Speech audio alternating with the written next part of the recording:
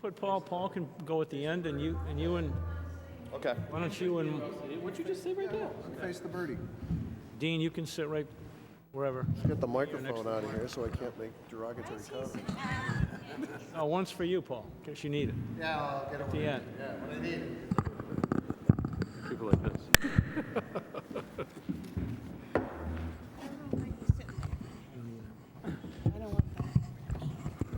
Plus, if I get bored, I can play games. You're there. It's time to fire it up. What are we waiting on? We're just waiting on the wrong. Yeah. I thought you might like that, just see. She was here earlier. I said to my wife when I got home, I don't know if she was here. said this all home with my truck. I mean, the whole thing is. I said, I just came up with a great idea. He said, for something like Amy. I said, what'd you have? Wait.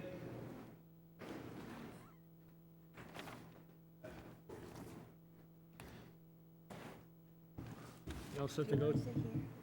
Hey, Lenny. You all set to go? All right, How you doing? Mike, how are you? Working now. you're on.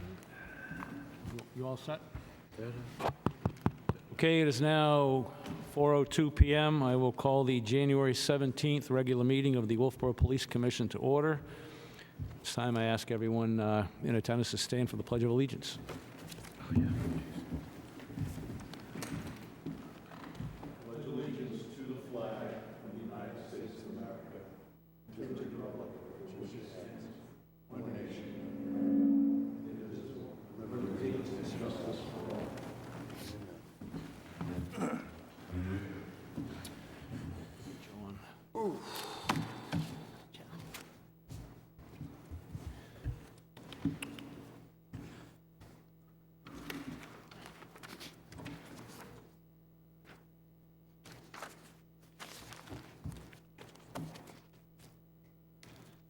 Okay, I'd like to introduce everybody sitting here in front. To my extreme far right, camera's far left, if you will, Commissioner Ron Goodgame. To my immediate right, our Secretary Amy Muccio. I'm Commissioner Steve Wood. To my left is Chief Dean Rondo. To his left, Captain Mark Livy.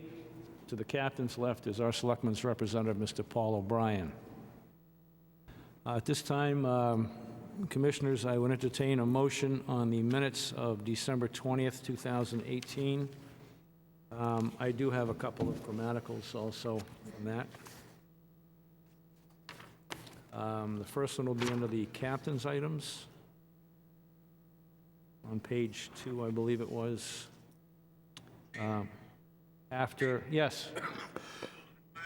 I did that already, Joe. I'm sorry. I forgot to call you. I called you late. So, for lockdown training, the word should be was, not were.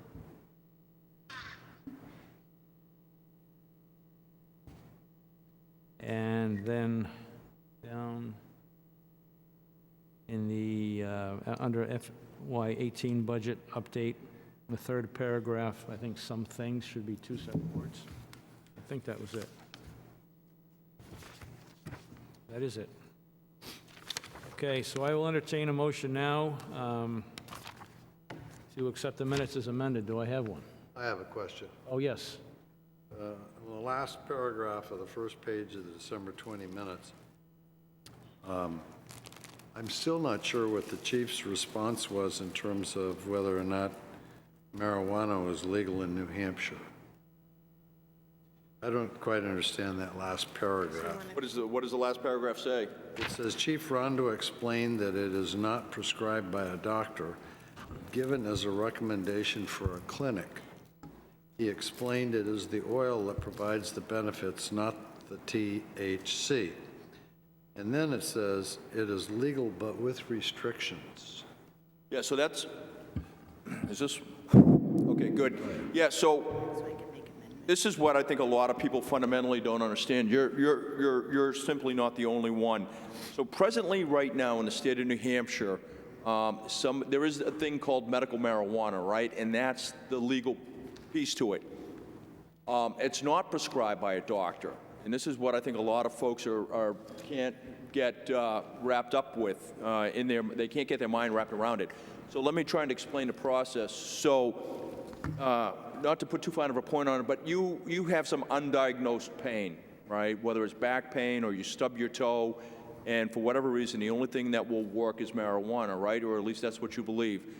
So you go to your doctor, and your doctor diagnoses you with this pain. You know, you got a stub toe or whatever the case may be, this soft tissue damage in your back, and you want to try medical marijuana. What he simply does is gives you a note, not a prescription, but a note that says, you know, so-and-so, Mr. Smith, has soft tissue damage of his lower back, or has a joint issue on his big toe, and it causes him pain.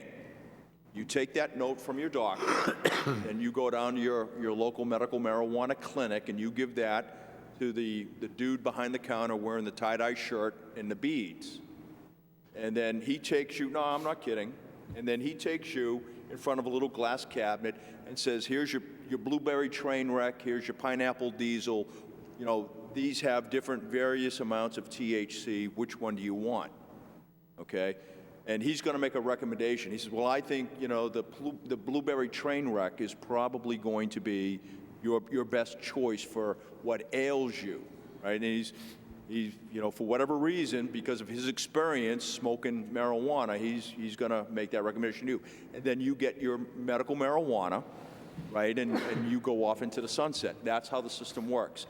So when I say it's legal with restrictions, you got to have a note from your doctor, right? You got to have you have to have a medical marijuana card that says you have a qualifying injury or illness that would allow you to possess this, and then you can possess it within the quantities prescribed.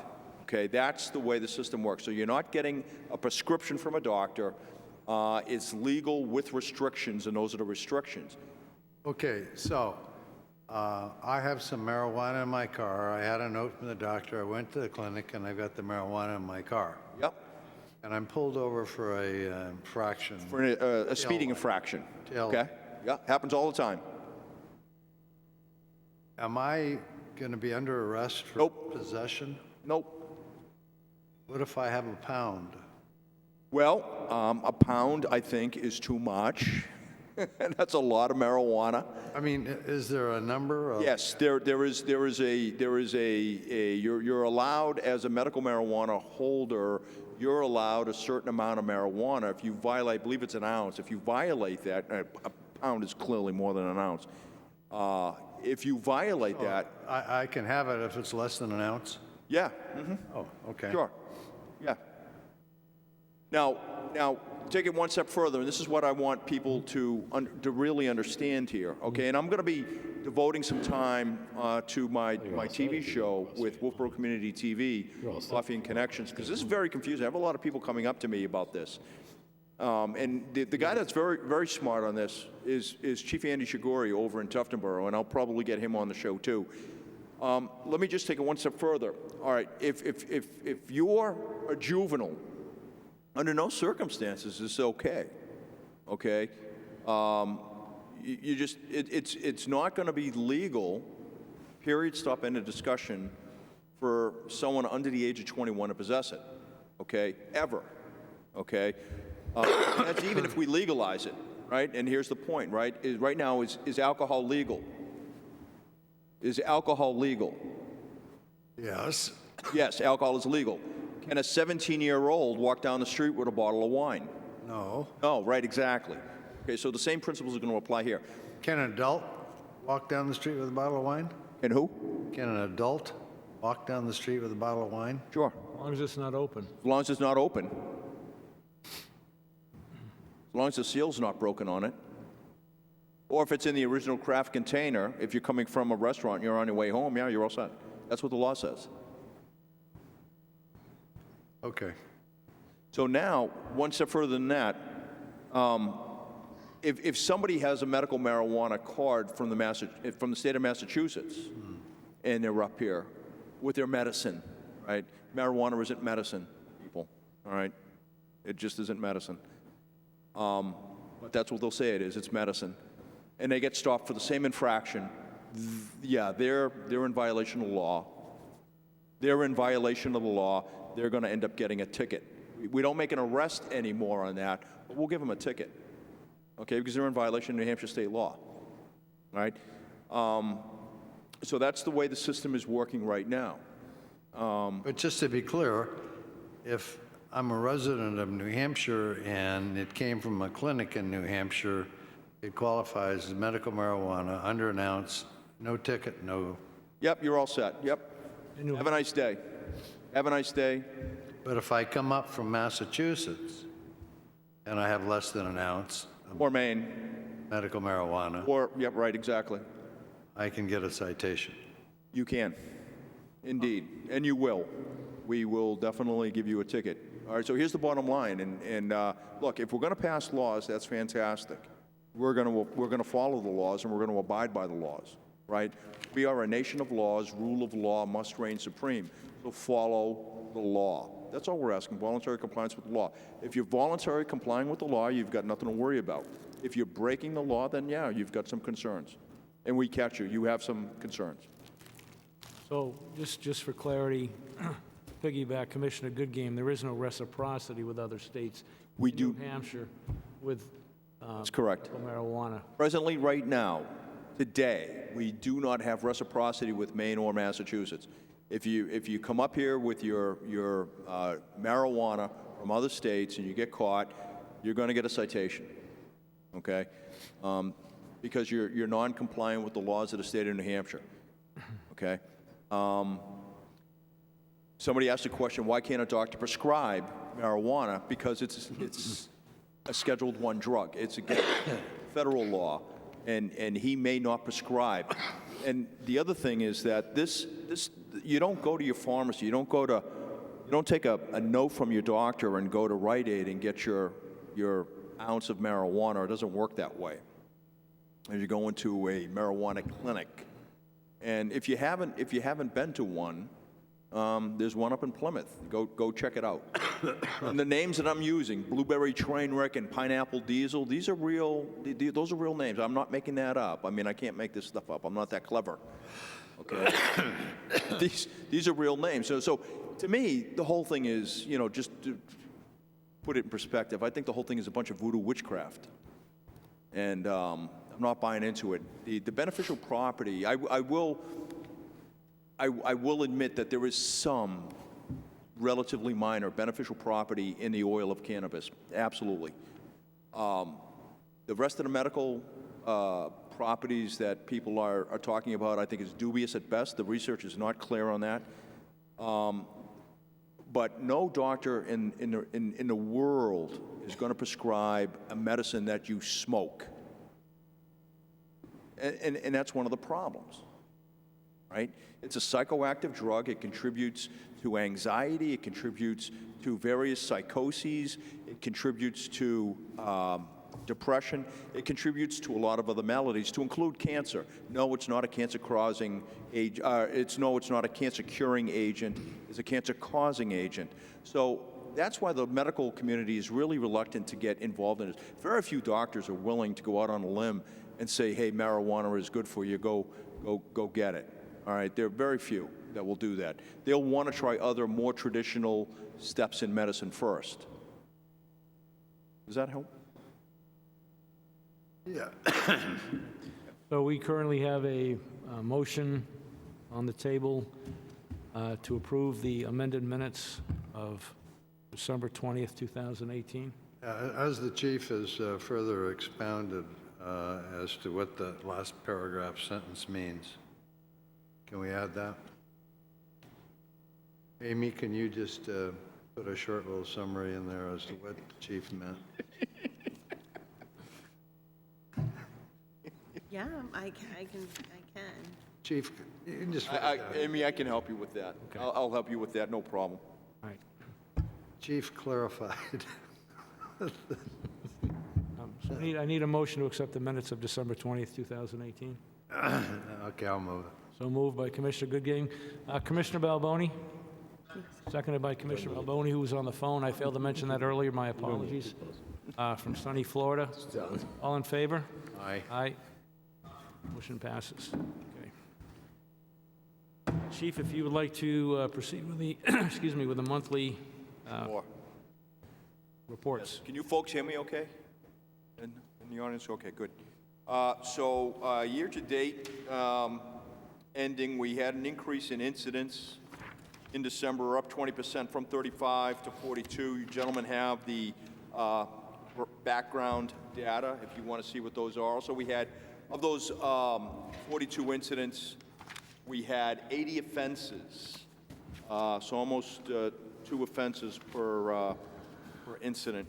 Arrests were also up 87.5% from 16 in November to 30 in December. Just let me take a moment and explain this. So when cases come in, they have to be investigated. It's important not to read into a month-to-month increase because although somebody might get alarmed and say, oh my God, what's going on? It's just simply officers closing out cases or making opportune arrests on somebody that may have an open warrant that they come across on a traffic stop or something along those lines. So the real analysis comes with, and you gentlemen have it in your packets, the end-of-year summaries that I do on Class A and Class B crimes and crimes against society versus crimes against people. That's where you really get to see the trends. So don't look too closely or get too concerned about an increase or an upspike, but try and take the entire year in perspective. Does that help? Okay, good. You have the breakout of the various offenses and arrests that were made by officer for the month. It's an 8-page document. That's in your backup data. So collisions for the month of December remained 13, lucky 13 from November. So no change there, 0% increase there. You have the accidents by street name in your backup data, and you'll see where those are. There's no mystery there. Those are the usual suspects. They don't change radically from month to month. Traffic stops, again, we're up slightly, 184 from November into December. Again, November, December represent 2 heavy traveled months because of the holidays, so an increase of 10%, which is what it was, 10.8%, almost 11%, is not unrealistic. And of course, Commissioner Goodgame's favorite stat here is that we had a 10.32, you had a 10.32% chance of getting a ticket on a motor vehicle stop in the month of December. So 19 tickets were handed out. And of course, all of that money goes to the state, okay? It doesn't come into the Wolfeboro coffers. And then, gentlemen, in your backup data, you have all of the traffic stops and the fines and whom they were issued to and the amounts. The next slide is the personnel analysis slide. You get to see what the officers have been doing in all the measured categories in the Wolfeboro Police Department. Just keep in mind when you're looking at this and looking at the individual officers, which I know you do very carefully, just keep in mind that some officers are on the midnight shift, which is typically, although I think it's my highest threat shift in terms of a crisis occurring, it happens to also be the quietest shift, and they don't have the opportunities to make motor vehicle stops and follow up on other cases because it's during the hours of darkness and limited visibility when everybody is asleep. The next report I want to call your attention to will be the school resource officer report in your packets.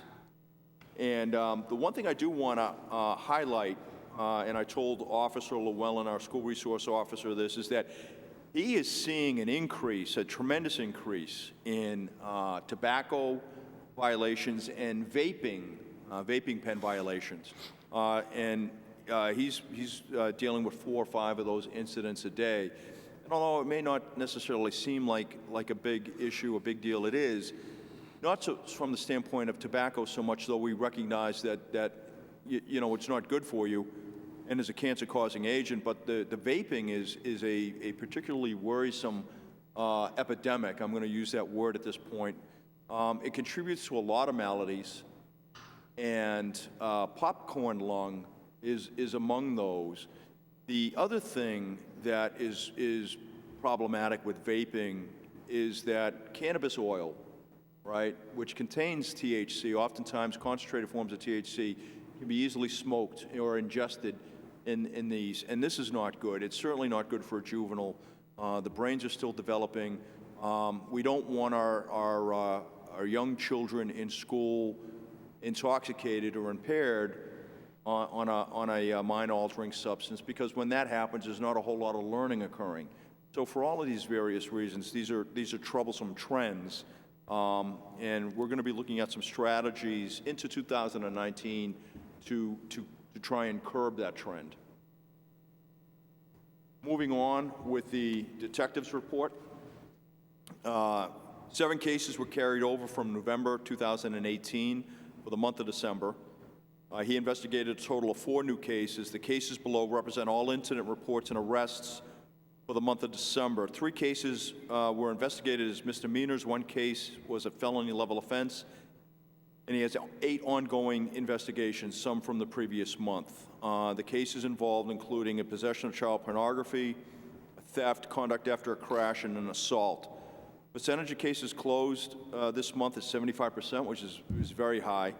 Percentage of cases are closed by arrest during the month is 25%, which is still not a bad number.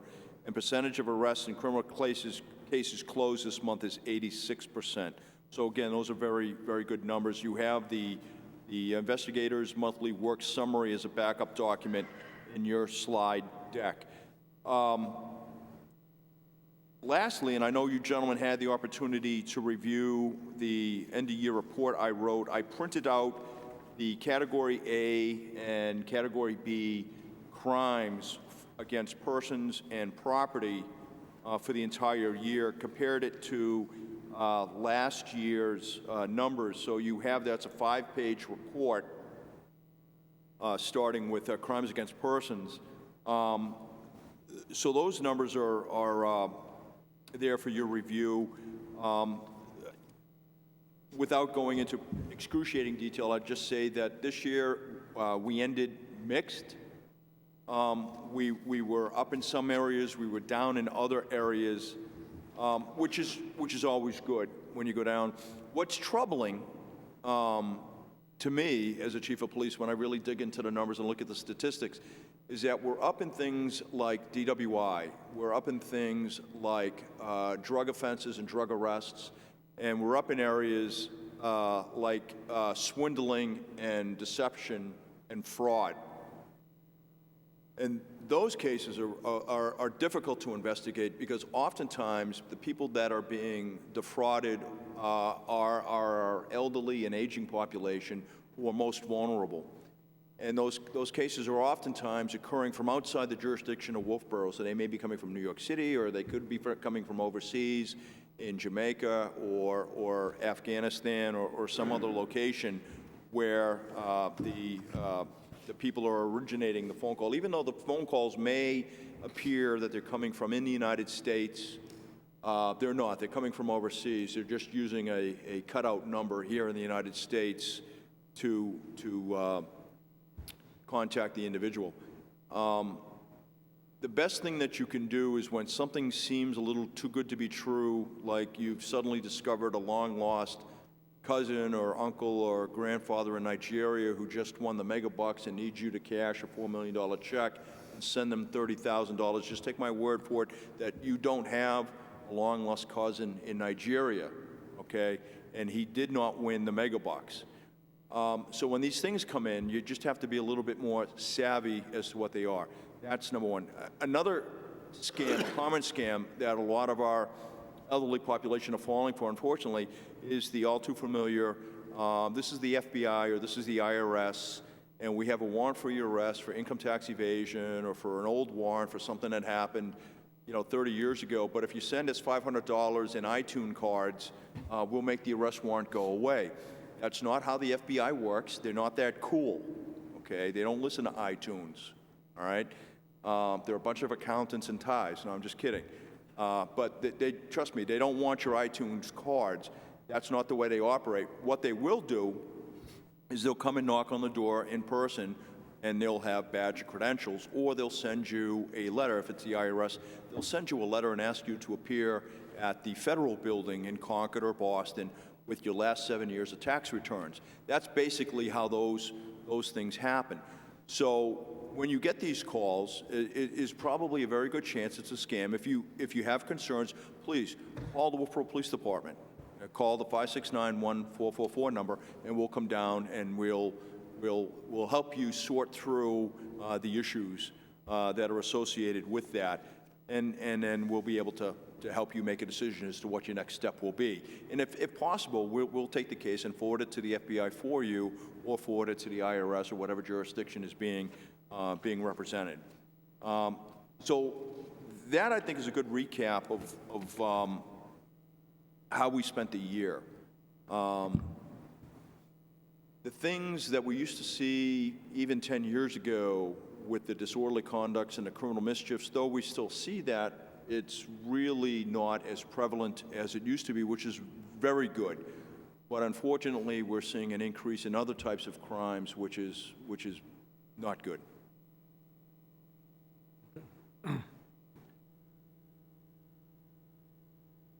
With your permission, Mr. Chairman, I'll move into the chief's items. Melissa, do you have any questions so far regarding any of the reports? Okay. Go ahead, Chief. So under matters of the budget, the command staff and I conducted 4 internal FY18 budget reviews this past month for December.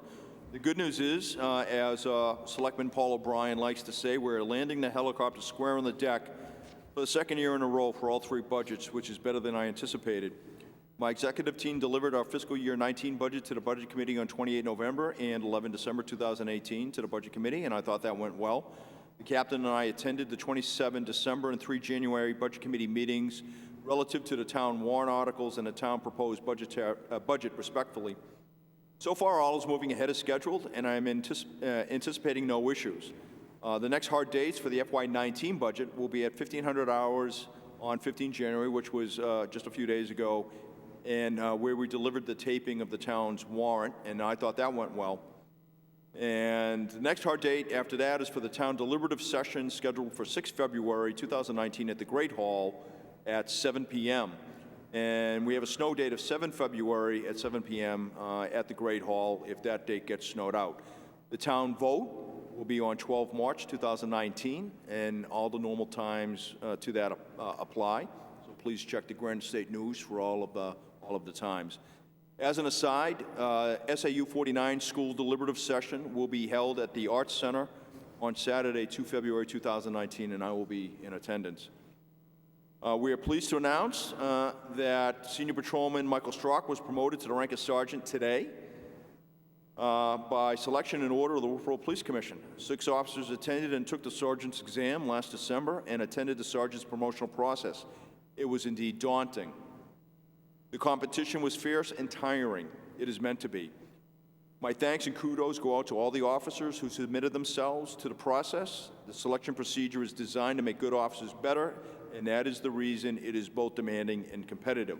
All the officers who competed did very well, and I commend them for a job well done. And again, my thanks goes out to young Sergeant Michael Strock now, who's been with the department for just over 12 years. So it's a good job from Michael, and I think it was a good pick by the Wolfeboro Police Commission.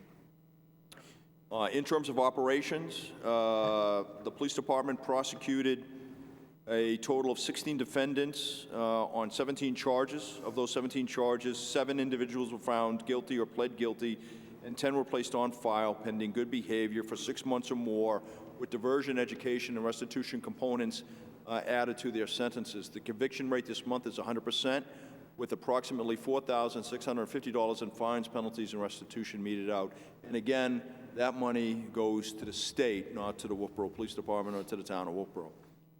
Speed issues continue to be a problem in our community. Please pay attention to the posted speed limits on our town road. Speed complaints represent some of the most common quality of life issues we receive at the PD. Please be courteous of your friends and neighbors and don't speed. We will be monitoring our roads very carefully. If you are speeding, please slow down. The life you save may be your own.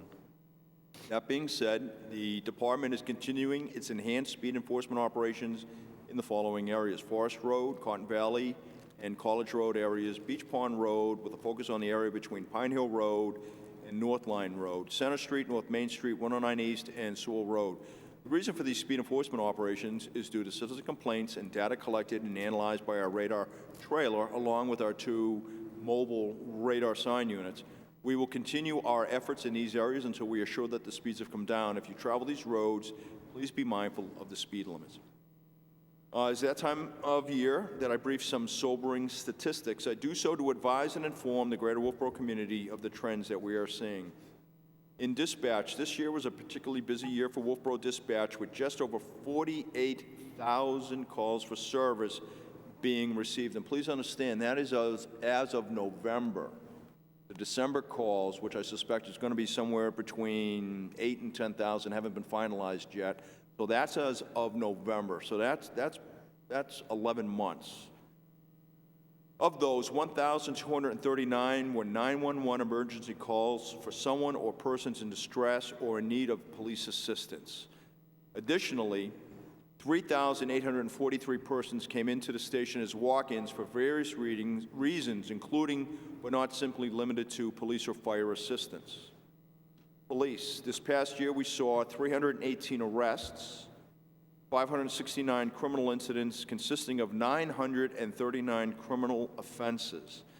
The town realized 168 reportable traffic crashes, with 173 traffic tickets being meted out. In a more in-depth look and analysis of what we noted in fiscal year 18, there was a 2% decline from 2017 in Group A offenses, crimes against persons, with a total of 83.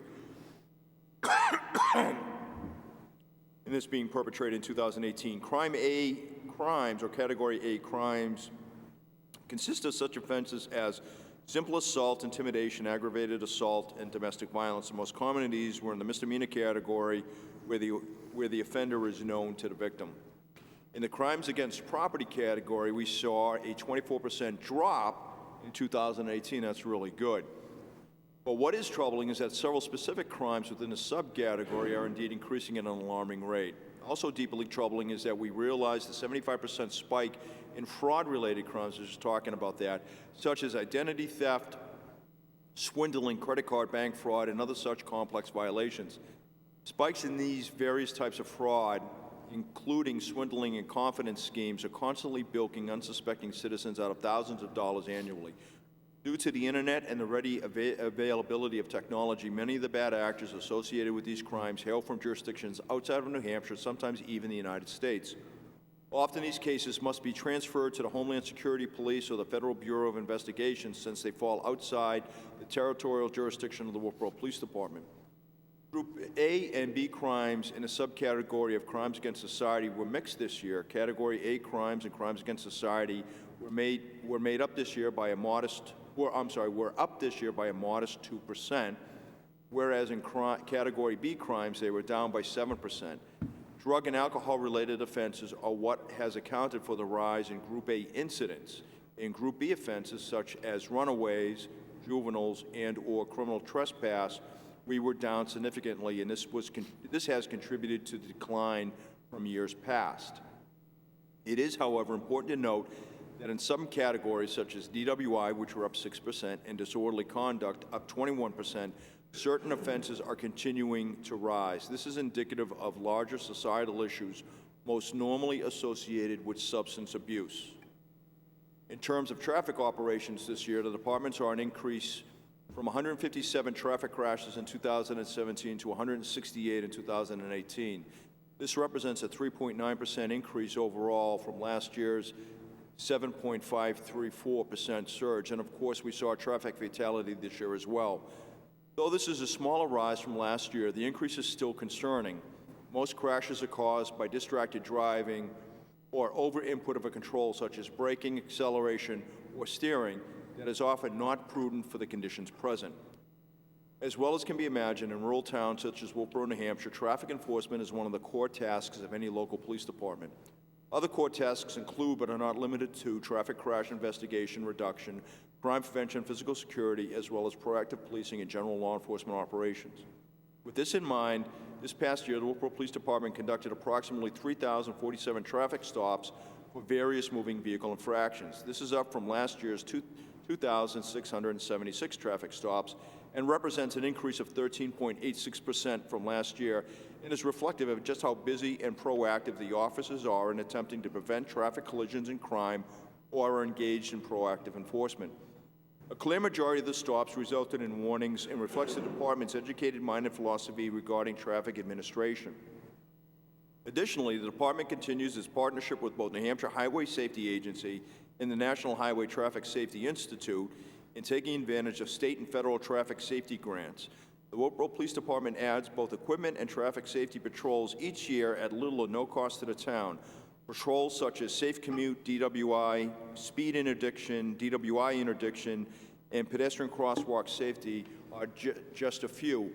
Coupled with the various equipment grants made available to the department, all this serves as one of the department's cornerstones for our community policing and proactive enforcement policies.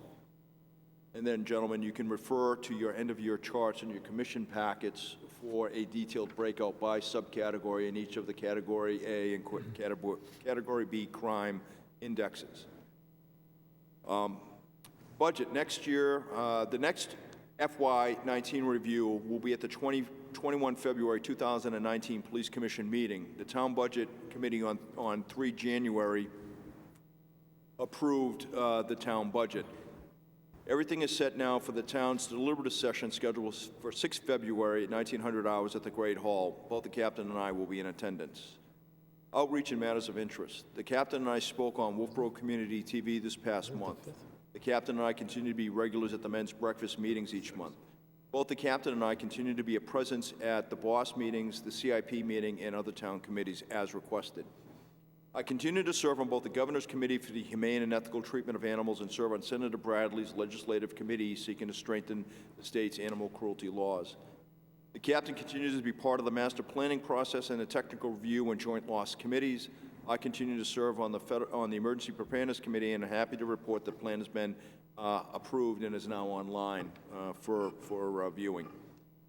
Lastly, please be our guest on Coffee and Connection with the Chief. This Wolfeboro TV community show entails the captain and I and other members of our department meeting and speaking with various groups or individuals on Wolfeboro Community TV at local area venues while discussing various topics of interest. If you would like to be on TV or want to have us come down to your group or area to talk, simply contact Peter or Tim at Wolfeboro Community TV and be part of Coffee and Connections with the Chief. And lastly, safety tip of the month, winter driving. This time of year presents challenges to us all, especially when driving on slippery roads. First, during inclement weather, if you don't have to go out, don't. Secondly, if you have all-wheel drive or four-wheel drive, go ahead and use it. Just remember, though, your traction will improve while in four-wheel drive or all-wheel drive, but your stopping ability will not. And with that, last thing I want to say before I turn it over to the captain for any items that he has is that we do have a winter storm warning in effect, and I suspect that we're going to get quite a bit of snow, so you need to be prepared for that if you're not already. Captain? The only thing I would change from what you said before, the deliberative session is on Tuesday, February 5th, not the 6th. And also to go on more with what I do every month is working with the school systems. Last week, SRO Pete Llewellyn and I went over to the junior high and did a tabletop exercise with them regarding an unwanted subject in their school. Principal and the vice principal led the exercise, but we were there to assist with them. It actually went really well with a lot of great questions. We'll be working with the Carpenter School actually within the following days on a lockdown drill too, so Nice. that's what we've been doing. Gentlemen, subject to your questions, that's all I have. Okay, thank you, Chief. Thank you, Captain. Alyssa, any questions at this point? Okay. My fellow commissioners, at this point, I would like to elicit some votes from you gentlemen relative to the following categories. First, I would like to take a vote. This is kind of after the fact, if you will, but it will go in as a matter of public record. This first vote to approve the 2019 proposed budget of the Police Department, Central Dispatch, and Animal Control. Those are the budgets that we put forth to the Selectmen and the Budget Committee. Do I have a... I'll make the motion. Okay, moved by Commissioner Goodgame. Commissioner Balboni, seconded by Commissioner Balboni. Okay, all in favor of... Aye. Okay. So the commission has voted to approve the budgets, the three budgets, by a vote of 3-0 in favor. I'd like to read the next few votes because they do deal with articles within the town warrant that the public will be voting on. And we as a commission need to register our approval or disapproval of same. The first will be Article 21, to establish Dispatch Equipment Capital Reserve Fund. And we are seeking to vote to see if the town will raise and appropriate the sum of $102,000 to establish a Dispatch Equipment Capital Reserve Fund for the purpose of replacement of the dispatch console or other related equipment, installation, and related expenses. Said fund shall be under the custody of the trustees of trust funds. Furthermore, to authorize the Board of Selectmen as agents to expend from this capital reserve fund. The estimated tax rate for 2019 is .052 cents per thousand of assessed valuation. It's been recommended by the Board of Selectmen by a vote to 4-0, recommended by the Budget Committee by a vote of 7-0, and now I am seeking a vote of the Wolfeboro Police Commission. Commissioner Goodgame? Aye. Commissioner Balboni? And myself is a yes as well. So Article 21 is supported by the Wolfeboro Police Commission by a vote of 3-0.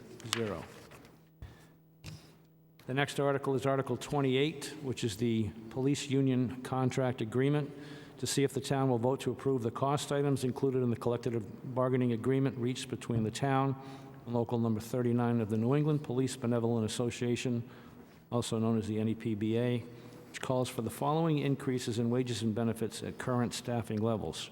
And for 2019, there is a total estimated increase between wages and benefits of $55,860. In 2020, that goes up, combined with wages and benefits, to $59,670. In 2021, it goes up to $64,987. And in 2022, it drops down to $61,590. This is for a 4-year contract. And further, to raise the appropriate the sum of $55,860 for the upcoming fiscal year, such sum representing the additional costs attributed to the increase in wages and benefits over those of the appropriation at current staffing levels paid in the prior fiscal year. And the estimated tax rate impact for 2019 will be .028 cents, just under 3 cents per thousand of assessed valuation. It's recommended by the Board of Selectmen by a vote of 5-0, recommended by the Budget Committee by a vote of 4-3, and I now seek a vote of the Wolfeboro Police Commission. Commissioner Goodgame? Aye. Commissioner Balboni? Yes. And Commissioner Wood, also a yes, so the Commission recommends this also by a vote of 3-0. Lastly, Article number 29, which is the Special Detail Fund, to see if the town will vote to raise and appropriate the sum of $52,721, which represents a portion of an accumulated revenue in the Special Detail Revolving Fund created by Article 23 in 2006, which has been allowed to accumulate from special details in prior years. Said appropriation will be used to purchase a replacement cruiser and to allow the Board of Selectmen to dispose of the existing cruiser by sale or trade-in, whichever is in the best interest of the town. There is no tax impact on this warrant article. It is recommended by the Board of Selectmen by a vote of 5-0, and recommended by the Budget Committee by a vote of 7-0. And again, seeking a vote of the Wolfeboro Police Commission, Commissioner Goodgame, Aye. Commissioner Balboni, and Commissioner Wood is a yes also. The commission approves this also by a vote of 3-0. Okay. Commissioner Goodgame, do you have any other business to bring before the commission this afternoon? You do not. Commissioner Balboni? Yes, sir. Okay. Our esteemed representative from the Board of Selectmen, Mr. Paul O'Brien, do you have anything at this time that you'd like to speak to, about, or? Thank you, Mr. Chairman. Well, and thank you, Police Commission, for the votes on the warrant articles. The process probably was a little bit backwards, but time kind of got crunched, so we appreciate what took place. The budget season is now up to the voters, and it's important that we encourage the voters to come, listen, watch on television the things that we're putting before them. The budget process that we went through was learning, I think, for all of us, something that I always like to hope we can get better at doing in the next time. One of the things that I've spoken to the chairman of the Budget Committee about, and I will speak to the selectmen about, is to try to put on a piece of paper things that it seems to me we just keep asking each other the same question year over year about common things, and to try to get those sorted and fixed so that we can go find new problems to deal with. I just think that's for me, it's a smart thing to do. And as an example, one of the questions that kept coming up over and over again, and I guess has in the past several years, is what is this length of service stipend situation all about? What does that mean? How does it work? How does tenure apply? What happens if you leave? And so, albeit a small point, it occupies 10 to 15 minutes at every budget meeting that we go to. And I think we should be spending that increment of time fixing different problems. We should deal with that. And so I'm going to recommend to our select board and to our friend John McDonald that we kind of pick some things that we've chronically been just talking about and go after it. It was a difficult season for budgeting because there's a lot of stuff that's got to get fixed. And there's a lot of capital assets that have to be dealt with. We have police assets that can't be driven. We have trucks in other parts of our inventory that can't be used. And that's not for no fault of your wear and tear on the cars. It's nature has a way of doing this. And so we're pushing a little harder this year on some of the recapitalizing of our assets. And I think you're going to see more of that. Not that we'll push up the budgets, but we're going to try to scrunch to keep our operating expense under control. Overall, it's up to the voters. There's a number of warrant articles. There will be a warrant article for Keno this year, which we can't comment on. It's just people can vote on it, up or down. It's a yay or nay. But there are articles in there, obviously, for road construction and other things. I want to thank all of you, and particularly the chief and the captain and Sherry for hanging in there during some what I would call tough chewing on the budgets, and you guys did a good job. So thanks for that. Okay. Thank you very much. Thank you, sir. If there is no other business to come before the commission this afternoon, I will entertain a motion to adjourn. Oh.